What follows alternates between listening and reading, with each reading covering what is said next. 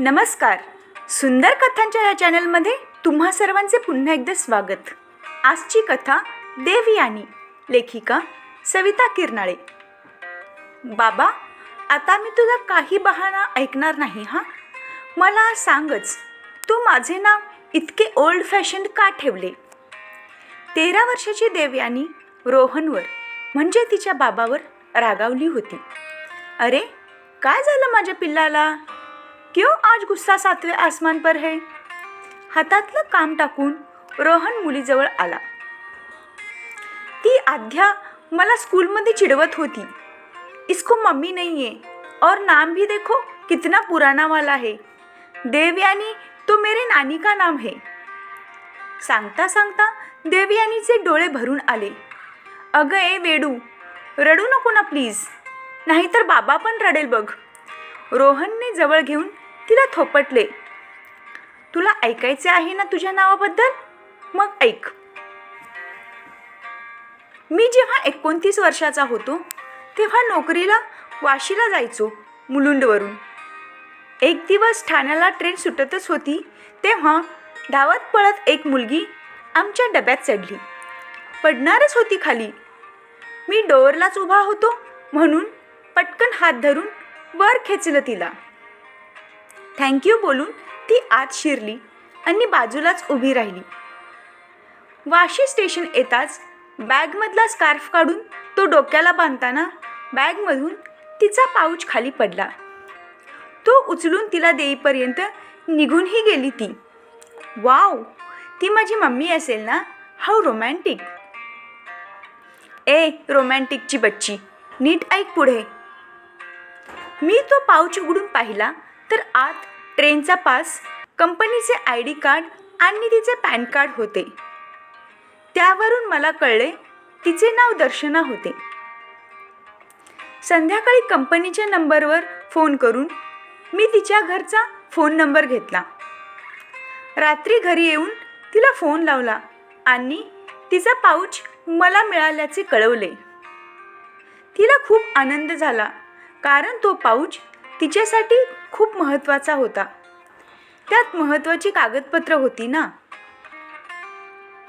तिची वस्तू परत करण्याच्या निमित्ताने आम्ही भेटलो. मग एकच ट्रेन पकडत असल्याने थोडी तोंड ओळख झाली. ही ओळख मैत्रीत बदलली. मग घरी येताना पण आम्ही एकत्रच यायला लागलो. ती स्वतःबद्दल जास्त काही सांगायची नाही, पण बोलण्यातून इतकेच समजले की तिचे लग्न झाले होते आणि एका मुलीची आई होती ती. ओ नो बाबा, तुझी लव्ह स्टोरी तर सुरू होण्याआधीच संपली. पण ऐक ग पुढे. तिला पाहून मला अजिबात कल्पना आली नाही की तिचे लग्न झाले असेल. किती नाजूक गोड दिसायची ती. माझ्या नकळत तिच्या प्रेमात पडलो होतो मी. आता तिला भेटल्याशिवाय मला करमत नव्हते. कदाचित तिला माझी ही अवस्था लक्षात आली. एक दिवस तिने मला विचारले, रोहन, त्या गार्डनमध्ये बसूया का थोडा वेळ? मी हो म्हणालो. तिथे गेल्यावर तिने विचारले, का रे, हल्ली हरवल्यासारखा का दिसतोय? खरं सांगितलं तर रागावणार नाहीस ना? मी तुझ्यावर कधी रागवू शकते का रे? माझ्या घरचे लग्नासाठी मुलगी पाहत आहेत, पण मी मेंटली प्रिपेअर नाही ग त्यासाठी. का असं? मी तुझ्यात इतका गुंतलोय की दुसऱ्या कोणाचा विचार ही मला करवत नाही, म्हणून मी लग्नच करणार नाही. मला हे हल्ली जाणवत होतं, म्हणून मी एक निर्णय घेतलाय. रोहन, मी एक विवाहित स्त्री आहे. माझ्या मागे माझे पूर्ण कुटुंब आहे. त्यामुळे मी कोणताच भलता विचार करणार नाही. माझा विचार करून तू तुझे आयुष्य वाया नको घालू. तू एक अतिशय चांगल्या मनाचा मुलगा आहेस आणि तुझी मैत्री माझ्यासाठी खरंच खूप महत्त्वाची आहे. Your friendship is my strength, but I don't allow myself to be your weakness. म्हणून तुझ्या आयुष्यातून कायमची निघून जाणार आहे. मी दुसरी नोकरी शोधली आहे. उद्यापासून मी या ट्रेनला नसेन. तर काळजी घे स्वतःची. दर्शू, नको ग मला सोडून जाऊ. आणि हा निर्णय घेण्याचा हक्क तुला कोणी दिला? आपल्या मैत्रिणी मला हा हक्क दिला. आणि एक शेवटचं, तू लग्न केलंस आणि तुला मुलगी झाली तर तिचे नाव देवयानी ठेवशील का? का ग? प्रेम काय तू एकट्याने केलं का वेड्या? I also love you. मग निघून गेली ती, परत कधीही न येण्यासाठी. कशी येणार? तीही तिच्या ठिकाणी बरोबरच होती.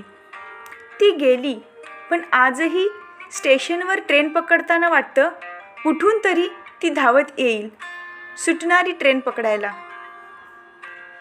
मी नंतर लग्न नाही केलं, पण माझी बहीण म्हणजे तुझी आई तुझ्या जन्मानंतर वर्षभरात कुठल्या तरी रोगाचे निमित्त होऊन देवाघरी गेली. तिच्या सासरच्यांनी तुझा सांभाळ करण्यास असमर्थता दाखवली, म्हणून मी आणि आजीने मिळून तुला घरी आणण्याचा निर्णय घेतला. आजीने सांगितलं होतं मला की मी तुझी सख्खी मुलगी नाही म्हणून, पण त्याचे खरे कारण आज मला कळलं. ऐक ना बाबा, मी तुझी खरी मुलगी नसली तरी मी कायम तुझ्यासोबत राहीन. तुला कधीच सोडून जाणार नाही, कारण आय लव्ह ओन्ली यू. समाप्त. कथा आवडली तर आपले हे चॅनल सबस्क्राईब करायला विसरू नका. पुन्हा भेटू नव्या कथेसह. धन्यवाद.